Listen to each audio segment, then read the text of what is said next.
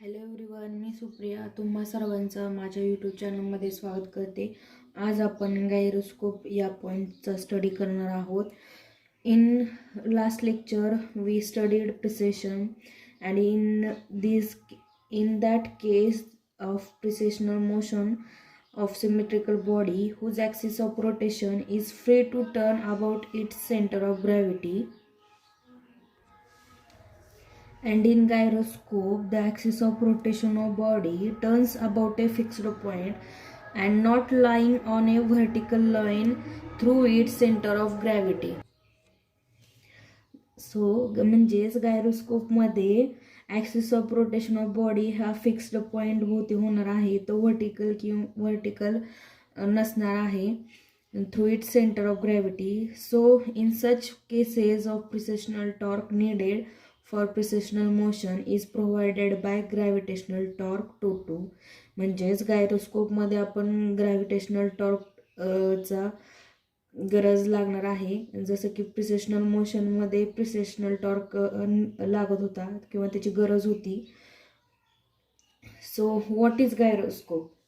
Gyroscope is a device used for measuring or maintaining orientation or angular velocity. It is a spinning wheel or a disc in which axis of rotation is free to assume any orientation by itself. And there is a force of gravity acts on a wheel center of mass and no torque is acting on wheel.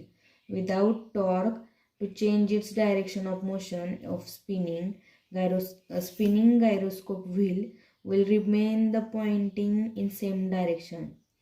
म्हणजेच gyroscope हा असा एक device आहे की तो त्याची orientation किंवा angular velocity maintain करतोय.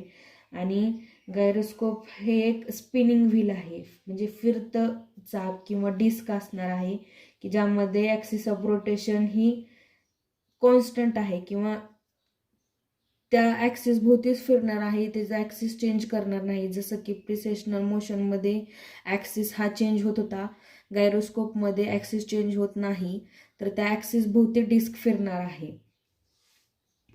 So, a body with its axis of rotation supported at a point away from center of gravity and with precession rate of its spin axis maintained by gravitational torque about that point it's called gyroscope. He definition book मधली आहे. Here consider a heavy disc D. This is disc D rotating with high angular velocity omega.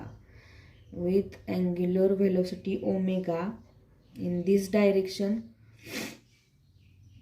about an axis PQ.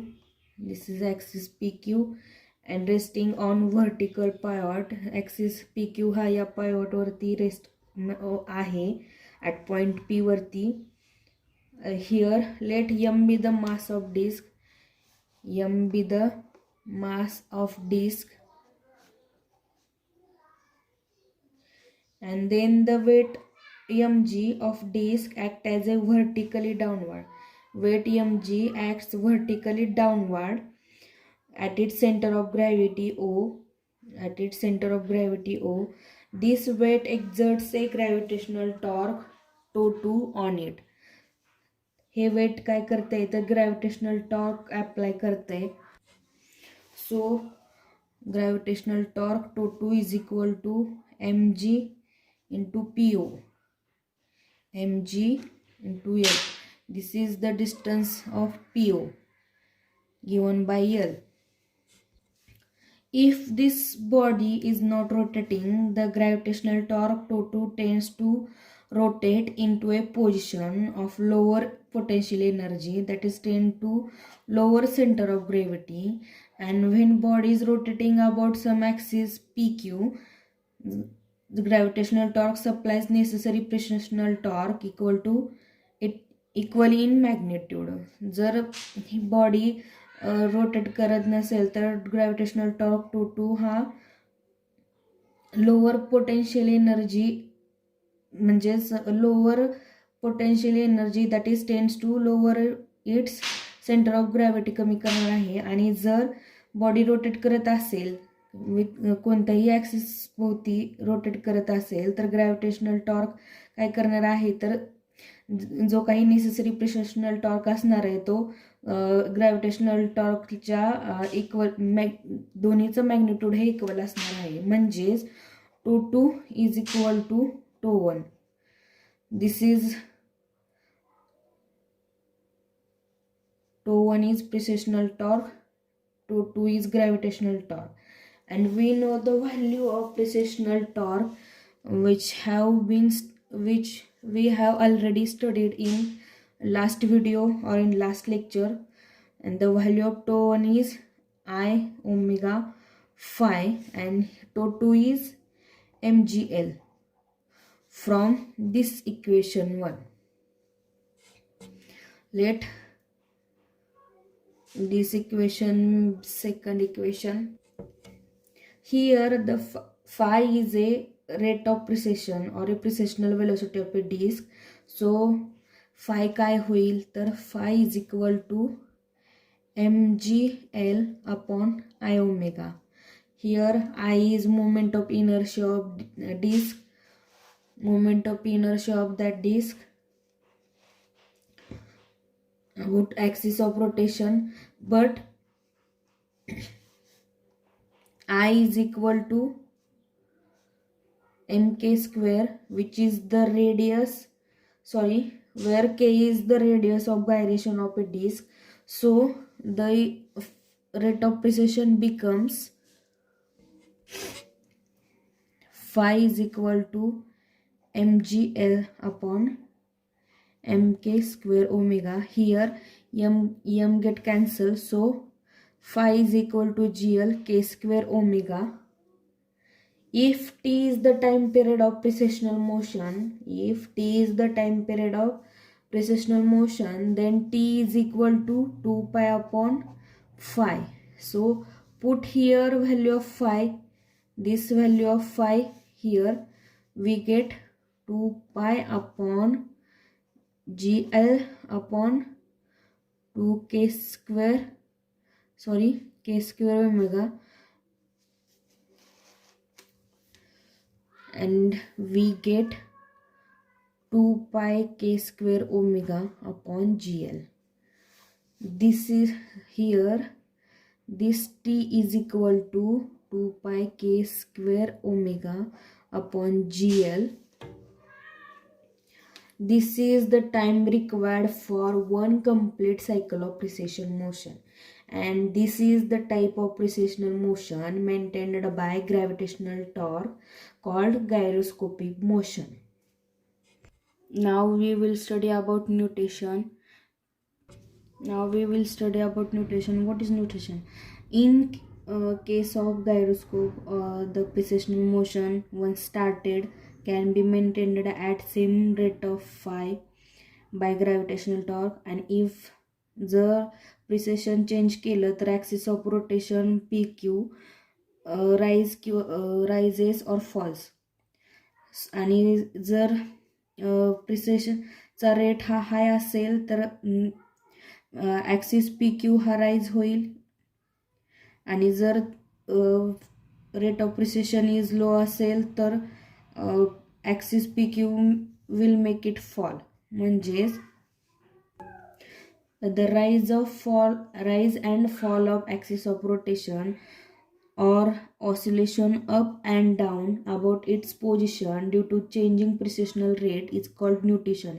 Nutation म्हणजे काय, तर rise or fall of axis of rotation. त्या axis of rotationचं rise and fall हे त्या पोझिशनच्या भोवती precision rate change होत असेल तर त्याला न्यूटेशन असं म्हणतात. Therefore the motion of gyroscope consist of a rotation, precession and nutation, आणि precession without nutation is a pure precision.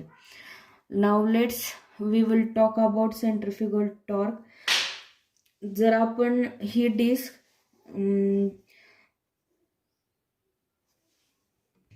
Suppose जर आपण ही डिस्क कर्वड पाथमध्ये रोटेट केली तर with giving small external force. तर त्या ॲक्सिस ऑफ रोटेशन चेंज करायचं असेल आणि त्याचं ॲक्सिस ऑफ रोटेशन चेंज करायचं असेल किंवा त्याचं ॲक्सिस ऑफ रोटेशन चेंज केलं तर हे डिस्क त्याला अलाव करणार नाही, म्हणजेच त्याला अपोज करणार आहे. So there is a equal centripetal force acting in that opposite direction. If the so there is a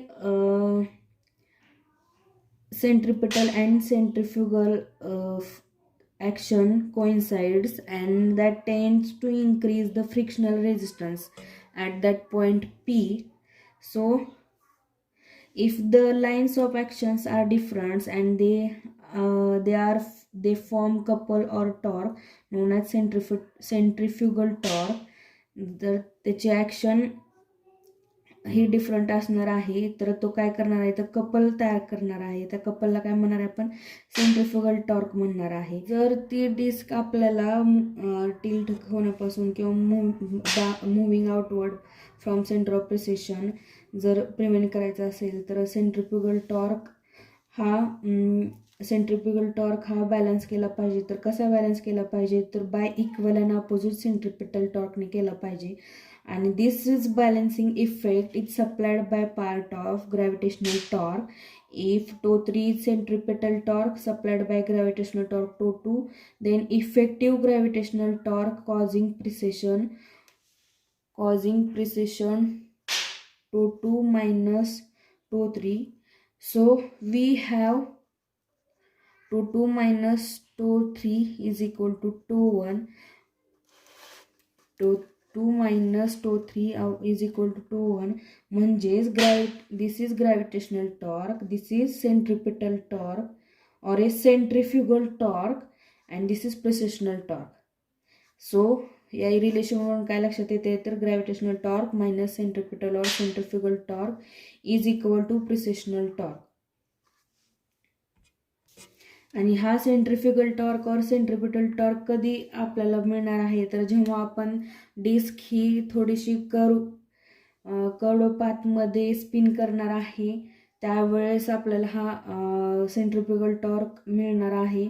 now let's discuss about Lanchester's rule. If different torques are given their proper sign, जर torque हा positive असेल तर तो anti clockwise असेल आणि जर torque negative असेल तर तो क्लॉकवाईज असेल. आणि there is a general rule to determine the sense of torque producing precession is called Lanchester's rule. म्हणजे लँचेस्टर रूल कशाला दिला आहे, तर तो टॉर्क जो प्रिसिशन तयार करणार आहे त्याचं ते डिटरमाइन करण्यासाठी लँचेस्टर्स रूल दिलेला आहे. तर लँचेस्टर रूल परत आपल्याला gyroscopic pendulum motion of a rolling डिस्कमध्ये यूज करायचा आहे, जे की आपले नेक्स्ट पॉईंट आहेत. So what is Lanchester rule आणि तो कसा स्टेट केला आहे तर तो बघूया. If a gyroscope be viewed from a point in its own plane with a line of sight perpendicular to the axis of precession, it is seen to describe an ellipse, the sense of whose path gives the direction of precessional torque with line of sight as its axis. जर gyroscope असा view केला त्याच्या स्वतःच्या प्लेनमध्ये जो की perpendicular to the axis of प्रिसेशनला असणार आहे, म्हणजेच त्या जो दिलेला ॲक्सिसचा प्रिसेशन आहे त्याला परपेंडिक्युलर असणार आहे आणि तो डिस्क्राइब्स अन इलिप्स, तो इलिप्स दाखवणार आहे. सो तो पाथ असणार आहे जो की प्रिसेशनल टॉर्कची डायरेक्शन दाखवणार आहे त्या ॲक्सिसला. जो इलिप्स असणार आहे तो काय दाखवणार आहे, तर तो प्रिसेशनल टॉर्कची डायरेक्शन दाखवणार आहे with line of that site at it axis. म्हणजेच गायरोस्कोप असा व्ह्यू केला आहे की त्याच्या प्लेनमध्ये जो की त्या ॲक्सिस ऑफ प्रिसेशनला परपेंडिक्युलर आहे आणि तो कसा दिसतोय तर इलिप्ससारखा दिसतोय. आणि प्रिसेशनल टॉर्कची डायरेक्शन दाखवणार आहे with site line of the axis. आजच्या लेक्चरमध्ये आपण गायरोस्कोप हा पॉईंट बघितला आहे, नोटेशन पाहिलं आहे, सेंट्रिफ्युगल टॉर्क कसा तयार होतो ते पाहिलं आहे, लँचेस्टर रूल पाहिला आहे. तर गायरोस्कोपचे काही एक्झाम्पल आहेत ते तुम्हाला माहीत असतील, जसं की भोवरा, किंवा आपण फोन, आता सगळ्यांच्या हातात मोबाईल असतात, सगळे गेम खेळतात, रेसिंग गेम्स जे खेळतात त्याच्यामध्ये सुद्धा गायरोस्कोपचं सेन्सर यूज केलेलं असते. ज्यावेळेस तुम्ही मोबाईल लेफ्ट किंवा राईटला टर्न करता आणि त्यानंतर ते टर्न केल्यानंतर परत जेव्हा सरळ करता मोबाईल, तर ते काय दाखवतं, तर त्या गायरोस्कोपचं ओरिएंटेशन दाखवतंय. आणि भोवरासुद्धा जर प्लेन सरफेसवरती टाकला तर तो स्ट्रेट फिरणार आहे, आणि जरी तो त्या जराशा उतरत्या जागेवर किंवा स्लोप असेल त्याच्यावरती जरी टाकला तरी तो भोवरा आपले स्वतःची म्हणजे उभा फिरायचा प्रयत्न करणार आहे. तो असे कितीतरी आपल्या रोजच्या जीवनात त्याचे एक्झाम्पल्स आहेत. टू व्हीलरचे मोटारचं जे काही चाक असेल ते, किंवा फोर व्हीलरचं स्टेअरिंग, असे खूप काही एक्झाम्पल्स आहेत. यावरून तुम्हाला गायरोस्कोप कसा वर्क होतं हे कळेल. सो आजच्या लेक्चरमध्ये एवढंच. जर तुम्हाला आजच्या पॉईंट्सबद्दल काही क्वेरीज असतील तर तुम्ही मला कॉमेंट्सद्वारे विचारू शकता. धन्यवाद.